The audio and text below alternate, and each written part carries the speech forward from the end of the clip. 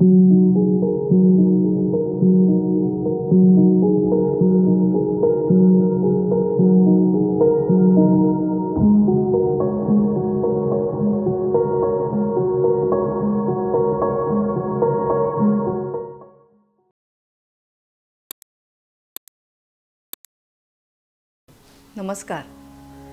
आज 10 एप्रिल स्वामी समर्थांचा प्रगट दिन. त्यानिमित्ताने माझा एक अनुभव तुम्हाला शेअर करायचा आहे की सद्गुरू तुम्हाला जर तुमची इच्छा असेल की चांगलं कार्य करावं, तुमची इच्छा असेल की लोकांना मदत करावी, तर कशा पद्धतीने तुम्हाला सूक्ष्मातून सुद्धा मदत करत असतात हे सांगणारा हा अनुभव आहे. मी मागच्या एपिसोडमध्ये तुम्हाला सांगितलेलंच आहे की स्वामी समर्थांच्या इकडे अक्कलकोटला जात असताना इहारा आणि अहिरा हे 2 बीजमंत्र मला ऐकायला आले आणि मग नंतर मी त्याच्यावरती अभ्यास करत गेले. खूप मनन केलं, चिंतन केलं, बरीच पुस्तकं वाचली आणि मग पूर्वस्मृती हिलिंग पद्धती ही पद्धती मी विकसित केली. ही पद्धती विकसित करत असतानाचा हा अनुभव. मुळामध्ये इहारा अहिरा आल्यानंतर त्याची बांधणी कशी करायची, त्याचा उपयोग काय, नक्की जर ते आलेलं आहे बीजमंत्र तर काहीतरी ते खूप पॉवरफुल असणार आहे, काहीतरी त्याचा उपयोग असणार आहे आणि म्हणून ते माझ्यापर्यंत स्वामींनी पोचवलंय ही खात्री झाल्यानंतर सुद्धा त्याची रचना कशी करायची, विकसित कसं करायचं ह्याचा विचार जेव्हा माझा चालू होता आणि मी जेव्हा डोळे मिटून ध्यान लावून जेव्हा बसायचे तेव्हा मला कळत नव्हतं की नक्की या शब्दांचं काय करायचं, कसं करायचं.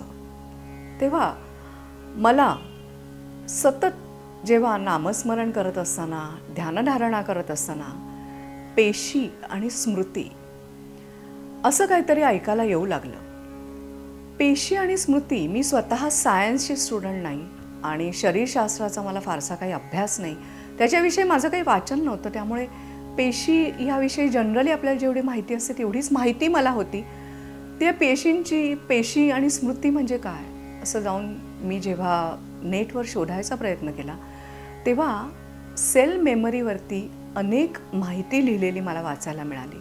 मग त्याच्यावरची काही पुस्तकं मी वाचली आणि मग ह्या सेल मेमरीमध्ये केव्हापासूनचं ज्ञान साठलेलं असतं ह्याचा शोध घेता घेता लक्षात आलं की तुमच्या DNA मधून सुद्धा अनेक पूर्वकर्मानुसार सुद्धा अनेक विचार पद्धती, तुमच्या भावभावना तुम्ही घेऊन येता. जशी तुमची शरीराची रचना, तुमचं एकूण लाईफ स्पॅनविषयी माहिती DNA मध्ये असते, त्याचप्रमाणे तुमच्या कर्मानुसार काही भावभावना, काही विचार पद्धतींचा बेससुद्धा तुम्ही DNA मधून आणता.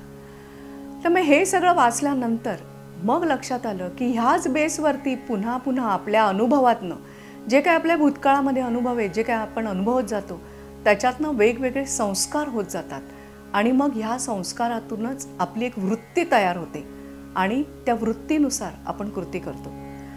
त्यामुळे आपल्याला जरी वाटत असलं की आपले गुरु आहेत, त्यांनी सांगितल्याप्रमाणे आपण चांगलं वागलं पाहिजे किंवा आपण त्रास करून घेता कामा नये, तटस्थपणे आपल्या आयुष्याकडे बघायची ताकद आपल्याला आली पाहिजे, तरीसुद्धा ह्या सेल मेमरीमध्ये, पेशींच्या स्मृतींमध्ये आपल्या ज्या काही असंख्य आठवणी भावनांच्या रूपाने स्टोअर असतात त्याचे तुमच्या विचार पद्धतीवर, आयुष्यावर परिणाम होतात.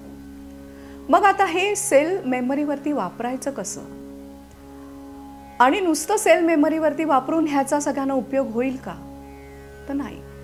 म्हणून एक एक स्टेप पुढे जात जसं जसं मी पुढे येत गेले, आणखीन ध्यानधारणा करत गेले, स्वामींच्या चित्राकडे बघून त्यांना आठवून नक्की तुम्हाला काय मला सांगायचं आहे त्याचं आकलन मला होऊ दे ह्याची विनवणी मी सतत करत असे.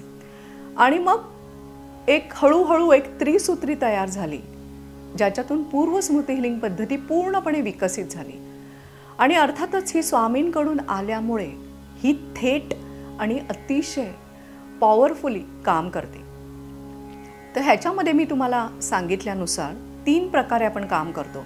एक, तुम्हाला इहारा अहिरा या बीजमंत्रांचा मंत्र दिला जातो की तुमचं जे काही इंटेन्शन आहे, तुमची जी काही समस्या आहे त्याच्या निवारणाकरता.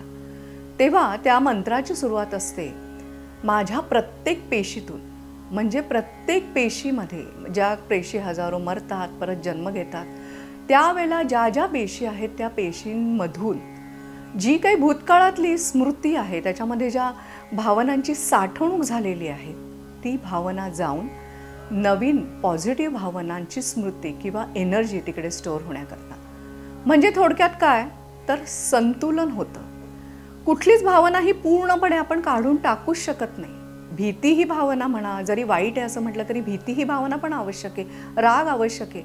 मग काय पाहिजे तर ह्याची नको असलेली जी साठवणूक आहे ती गेली पाहिजे आणि हवी असलेल्या ऊर्जांची म्हणजे स्थिरता, स्वस्थता, शांतता हे आपल्याला येण्याची गरज आहे. म्हणून जो जप तुम्हाला दिला जातो तो माझ्या प्रत्येक पेशीतून अशी त्याची सुरुवात असते. आणि जी मेडिटेशन्स मी रेकॉर्ड केली नंतर जी तुम्हाला दिली जातात ह्या एका ट्रीटमेंटचा भाग म्हणून, ती मेडिटेशन ही तुमच्या 7 चक्रांवर काम करतात. कारण जी 7 सूक्ष्म चक्र आपल्या शरीरात कार्यरत असतात ती एनर्जी सेंटर्स आहेत आणि या भावभावनांचा परिणाम त्या एनर्जीचा ऱ्हास होण्याकडे नक्कीच होतो. म्हणून जर त्याचं संतुलन केलं, प्रत्येक चक्राचं जर संतुलन केलं तर तुमच्या शरीराची आणि मनाची एनर्जी ही संतुलित राहिल्याने तुम्हाला त्याचे सकारात्मक परिणाम तुमच्या आयुष्यात दिसतात. त्यामुळे आपली मेडिटेशन्स ही 7 चक्रांवरती असतात आणि तेव्हा आपण असं म्हणतो की हे मूलाधार चक्र किंवा कुठल्या चक्राचं नाव घेऊन तुझ्या ऊर्जेमधून हे ह्या भावनांची भावनिक ऊर्जा निघून जाऊ दे आणि या भावनांच्या ऊर्जेचा तू स्वीकार कर, असं आपण तिला सांगतो. आता तिसरा जो घटक आहे तो आहे मी करत असलेलं डिस्टन्स हिलिंग. तर हे जे डिस्टन्स हिलिंग आहे हे बेसिकली तुमचा जो काही भोग आहे, ज्याच्यामुळे तुम्हाला ही समस्या आलेली आहे, त्याचं निवारण करण्याकरता तुमच्या पेशींच्या भूतकाळामध्ये जाऊन जी काही साठवणूक झालेली आहे त्याचं निचरा करण्याकरता म्हणून 7ही चक्रांवरती मी काम करते. सो अशा पद्धतीने पेशींच्या स्मृतीवरून सुरू झालेला हा माझा प्रवास पूर्णपणे पूर्वस्मृती हिलिंग पद्धतीची 30 सूत्रीची मांडणी कशी करायची हे स्वामींनी मला ध्यानधारणेतून सांगत गेले आणि तशी तशी रचना मी करत गेले. ही गोष्ट आहे 2019 सालची. आज 2024मध्ये अनेक जणांनी स्वतःवरती या पूर्वस्मृती हिलिंग पद्धतीचा वापर केलेला आहे आणि त्यांच्या आयुष्यामध्ये त्यांच्या प्रश्नांची उत्तरं त्यांना मिळाली आहेत, मार्ग मिळाले आहेत. कारण मूळ काय असतं की आपल्याकडे जर मानसिकता असली, आपल्याकडे ती विचारधारा असली तर आपल्याला आपल्या प्रश्नांची उत्तरं गवसतात आणि मग आपणच त्याच्यावरती मार्ग काढतो. जसं आपण म्हणतो की एखाद्या गोष्टीतून बाहेर पडायची आधी तुम्हाला इच्छा झाली पाहिजे, ती तुमची इच्छाशक्ती. त्याच्यानंतर येते ती ज्ञानशक्ती की तुम्हाला ज्ञान झालं पाहिजे की तुम्ही कशा पद्धतीने ह्याच्यातनं बाहेर पडाल. आणि तिसरं म्हणजे क्रियाशक्ती. त्याच्यानंतर तुम्ही ॲक्शन घ्याल की अशा पद्धतीने ॲक्शन घेतल्यानंतर, कृती केल्यानंतर तुम्ही त्या समस्येतनं बाहेर पडाल. सो हा जो काही समस्या निवारणाची ही जी काही प्रोसेस आहे ती अशा पद्धतीने त्रिसूत्रीमध्ये बांधली गेली आणि ह्याचं संपूर्ण श्रेय हे स्वामी समर्थांना जातं. आणि त्यांच्याच आज्ञेने ही वेगवेगळ्या विषयावरची, वेगवेगळ्या समस्यांवरची मेडिटेशन्स आम्ही तयार केली आहेत.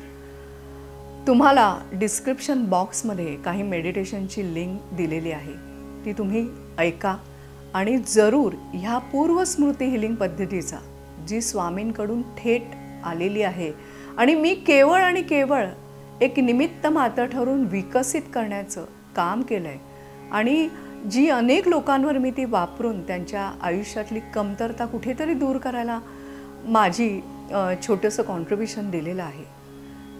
तर ते तुम्हीही करून बघा.